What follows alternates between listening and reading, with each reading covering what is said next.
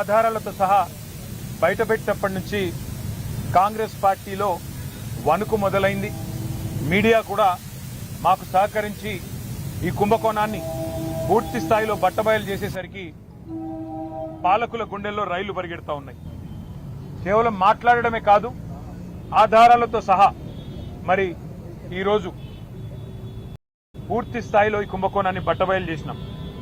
సరిగా దాన్ని డైవర్ట్ చేయడానికి, ప్రజల అటెన్షన్ని దృష్టి మళ్లించడానికి విచారణ పేరిట ఇవాళ ఒకరి తర్వాత ఒకరిని పిలుస్తున్న విషయం కూడా మీకు తెలుసు. ఇవాళ సీఎం అంటే తెలంగాణలో చీఫ్ మినిస్టర్ కాదు, సీఎం అంటే కోల్ మాఫియాకి నాయకుడిగా ఇవాళ రాష్ట్ర ప్రజలు, ముఖ్యంగా సింగరేణి కార్మికులు భావించే పరిస్థితి వచ్చింది.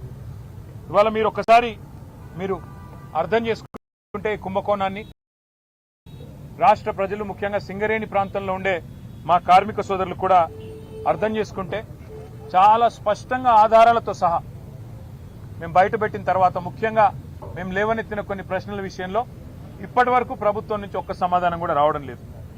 ఇక ఇట్లాంటి ముఖ్యమైన గంభీరమైన సమస్య విషయంలో స్పందించాల్సిన ముఖ్యమంత్రి గారేమో అప్పుడప్పుడు ఫుట్బాల్ ఆడుతున్నాడు సింగరేణితో, లేదా ఇవాళ విదేశాల్లో తిరుగుతూ ఏదో పాఠాలు నేర్చుకుంటున్నా అంటూ పోజులు కొడతా ఉన్నాడు. కానీ నేను వారికి గుర్తు చేస్తా ఉన్నా, ఏ వయసులో ముచ్చట ఆ వయసులో జరగాలి. చదువుకోవాల్సిన టైంలో చదువుకోక ఇప్పుడు చదువుకుంటానంటే ఏం వస్తుందో ఒకసారి వారు కూడా ఆలోచించుకోవాలి.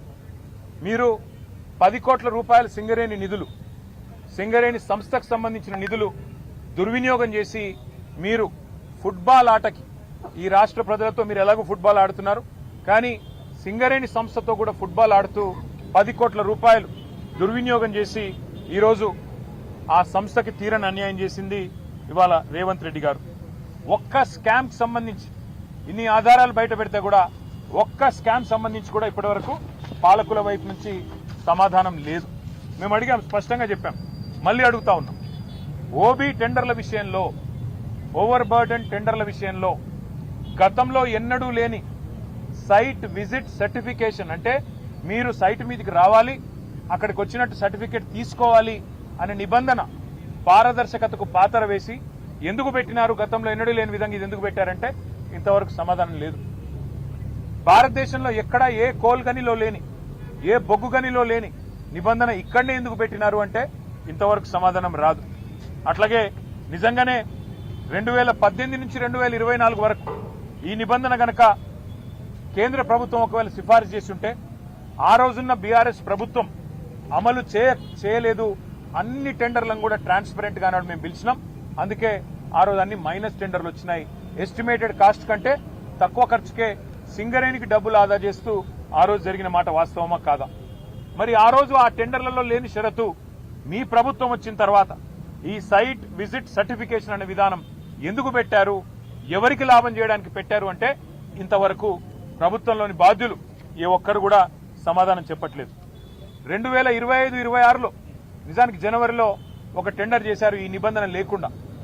జనవరిలో టెండర్ చేస్తారు, మళ్ళీ ఆ టెండర్ వెంటనే రద్దు చేశారు. టెండర్లో ఈ నిబంధన లేకుండా ఆ రోజు మీరు టెండర్ పిలిస్తే -7%, అంటే ఎస్టిమేట్ చేసిన దానికంటే 100 రూపాయలకు ఎస్టిమేట్ చేస్తే 93 రూపాయలకే పనిచేస్తామని కాంట్రాక్ట్ సంస్థలు ముందుకొచ్చినాయి. కానీ దాన్ని మీరు రద్దు చేశారు, ఈ నిబంధన పెట్టారు. దానివల్ల ఏమైంది, తిరిగి మళ్ళీ టెండర్ అదే ప్లేస్ లో పిలిస్తే +12, అంటే 100 రూపాయలకు అయ్యే పని 112 రూపాయలకు కావాలని చెప్పి మరి సంస్థలు వచ్చిన మాట వాస్తవమా కాదా మరి మీరు చెప్పాలని చెప్పి ప్రభుత్వాన్ని మేము డిమాండ్ చేస్తా ఉన్నాం. అట్లాగే మే 25 నుంచి మీరు ఎప్పుడైతే నిబంధన పెట్టారో ఈ రోజు వరకు గత 9 నెలల్లో ఎన్ని సంస్థలు ఇప్పటి వరకు, ఎంతమంది కాంట్రాక్టర్లు సైట్ సందర్శించారు, మీకు ఎన్ని ఈమెయిల్స్ వచ్చినాయి, ఎన్ని లేఖలు వచ్చాయి, ఎన్ని సర్టిఫికెట్లు సింగరేణి సంస్థ జారీ చేసింది, మీరు ఒక వైట్ పేపర్, ఒక శ్వేతపత్రం ప్రచురించండి అని మేము డిమాండ్ చేస్తే ఇంతవరకు సమాధానం లేదు. కొంతమందికే సెలెక్టివ్ గా ఎందుకు ఇచ్చారు మీరు, కొంతమందికే సెలెక్టివ్ గా మీరు ఎందుకు, మరి కొంతమంది కాంట్రాక్ట్ సంస్థలను ఎందుకు మీరు ఎత్తుకుంటున్నారు, మిగతా వాళ్ళని ఎందుకు పక్కన పెడుతున్నారు? ఇందులో రింగ్ మాస్టర్ సృజన్ రెడ్డి అనే వ్యక్తి ముఖ్యమంత్రి బావమరిది అవునా కాదా అని మేము అడిగితే ఇంతవరకు సమాధానం రాదు, ఇంతవరకు ఆయన విషయంలో స్పష్టత రాదు. అట్లాగే మేము అడిగాం, శ్వేతపత్రం ప్రచురించండి, ఒక నైనీ టెండర్లే కాదు, నైనీ బొగ్గు గని టెండర్లే కాదు, మరి నైనీలో కూడా గతంలో 2021లో 2022లో 2 సార్లు మా ప్రభుత్వం ఉన్నప్పుడు కూడా టెండర్లు పిలిచాం. కానీ ఆ రోజు ఈ సైట్ విజిట్ సర్టిఫికెట్ అనే నిబంధన లేదు. మరి ఈ రోజు టీఆర్ఎస్ ప్రభుత్వంలో అవసరం లేనిది కాంగ్రెస్ ప్రభుత్వంలో ఈ నిబంధన ఎందుకు అవసరం వచ్చింది అని మేము అడిగితే ఇంతవరకు సమాధానం లేదు. అట్లాగే సోలార్ పవర్ స్కామ్ గురించి కూడా మేము బయట పెట్టాం. భారతదేశంలో ఎక్కడైనా మెగావాట్కు 2.5 నుంచి 3 కోట్లలో ఇవాళ సోలార్లో నిర్మాణం జరుగుతూ ఉన్నది. కానీ తెలంగాణలో మాత్రం సింగరేణి పిలిచిన సోలార్ టెండర్లలో మాత్రం 7 కోట్లట. 2.5-3 కోట్లలో అయ్యో పని దేశంలో మొత్తంలో ఒక్క తెలంగాణలో మాత్రమే 7 కోట్లు ఎందుకు అవుతున్నది? ఇది స్కామ్ కాదా సోలార్ పవర్ లో అని మేము నిలదీస్తే ఇంతవరకు సమాధానం లేదు. అట్లాగే ఎక్స్ప్లోజివ్స్ ఏవైతే గనుల్లో వాడతారో జిలెటిన్ స్టిక్స్ 30% అదనంగా రేటు పెంచారు, ఎందుకు పెంచారు అని మేము అడిగితే సమాధానం లేదు. చివరికి సింగరేణిలో ఒక director GV Reddy, director VK Srinivas ఈ ఇద్దరు కూడా ఇది 30% అదనం ఎందుకు పెడుతున్నారు, ఖర్చు ఇంత పెట్టాల్సిన అవసరం లేదు, జిలెటిన్ స్టిక్స్ మీద ఎక్స్ప్లోజివ్స్ మీద 30% ఎందుకు పెంచారు రేటు అని చెప్పి వాళ్ళు డైరెక్టర్లు నిలదీస్తే బోర్డులో వాళ్ళ మీద యాక్షన్ తీసుకున్నారు తప్ప కాంట్రాక్టర్లకు లాభం చేసే పనిలో మాత్రం కాంగ్రెస్ పార్టీ వెనుకకు తగ్గలేదు. ఇది వాస్తవమా కాదా అని మేము నిలదీస్తే ఆన్సర్ లేదు. అన్ని విషయాలు ఇవాళ గవర్నర్ గారి దృష్టికి సవివరంగా మరి పెద్ద ఎత్తున మేము తెచ్చాము. బెదిరించి రింగు చేసి కాంట్రాక్టర్లను ఒక రింగు చేసి ఇవాళ ప్రజాధనాన్ని, ఇది ప్రజాధనం ఎందుకు అంటే సింగరేణి కాలరీస్ అనే సంస్థ 51% ఓనర్షిప్ తెలంగాణ ప్రభుత్వానిది, 49% ఓనర్షిప్ కేంద్ర ప్రభుత్వానిది. మరి ప్రభుత్వాలదన్నప్పుడు ప్రజలదే ఈ సొమ్ము మొత్తం, సింగరేణి కార్మికులదే ఈ సొమ్ము మొత్తం. అందుకే సింగరేణి కోల్ బెల్ట్ లో ఉండే మా కార్మిక సోదరులు ఆలోచన చేయాలి. వేల కోట్ల రూపాయలు ఏ రకంగా ఇవాళ ఈ ప్రభుత్వం కొల్లగొడుతున్నదో దీని మీద మరి మేము ఎన్నిసార్లు అడిగినా ఇప్పటికీ కూడా సమాధానం రావడం లేదు. వాస్తవం ఏంటి అంటే అన్నదమ్ములు దోచుకునే సరిపోవట్లేదంట రేవంత్ రెడ్డి గారికి. హిల్ట్ కుంభకోణం పేరు మీద హైదరాబాద్ లోని పారిశ్రామిక వాడల్లో భూములను కొల్లగొట్టడానికి 5 లక్షల కోట్ల విలువ చేసే 9,200 కోట్లు, 9,200 ఎకరాల భూమిని కొల్లగొట్టేదానికి ప్రయత్నం చేస్తే మా పార్టీ బయటికి తీసుకొచ్చింది. అన్నదమ్ముల దోపిడిని అడ్డుకున్నది. కానీ రేవంత్ రెడ్డి గారు అన్నదమ్ముల దోపిడి సరిపోవట్లేదంట. ఇప్పుడు బావమరిది గారి కళ్ళల్లో ఆనందం కోసం సింగరేణిని ఆయనకు గుత్తకు రాసిచ్చిండు.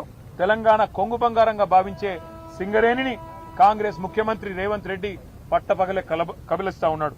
అందుకే మేము అడిగినాం ఇవాళ గౌరవ గవర్నర్ గారిని, సార్ మీరైనా ఇన్వాల్వ్ కండి, మీరు కిషన్ రెడ్డి గారికి ఆదేశం ఇవ్వండి, సిబిఐకి ఇస్తారా, సిట్టింగ్ జడ్జికి ఇస్తారా, మీ ఇష్టం, ఎవరికి ఇస్తారో ఇవ్వండి. కానీ ప్రజాధనాన్ని కొల్లగొట్టే ఈ దుర్మార్గపు వ్యవస్థని, ఇటు సోలార్ పవర్ లో కుంభకోణం, అటు సింగరేణి ఓబీ గనుల్లో కుంభకోణం, దీన్ని అడ్డుకోండి, దీన్ని వెంటనే నివారించండి, ప్రజా సొమ్మును కాపాడండి అని చెప్పి కార్మిక లోకం తరపున, సింగరేణి కార్మిక సోదరుల తరపున వారికి విజ్ఞప్తి చేశాం. అన్నిటికీ మించి మీరు ఒకటి గమనిస్తే ఇవాళ ఒకరిద్దరు కాదు, మొత్తం క్యాబినెటే వాటాలు పంచుకునే క్రమంలో ఒకరితో పోటీ పడుతూ ఒకరు స్కాములు చేస్తున్నట్టుగా కనబడుతున్న విషయాన్ని కూడా గవర్నర్ గారికి వివరంగా చెప్పారు.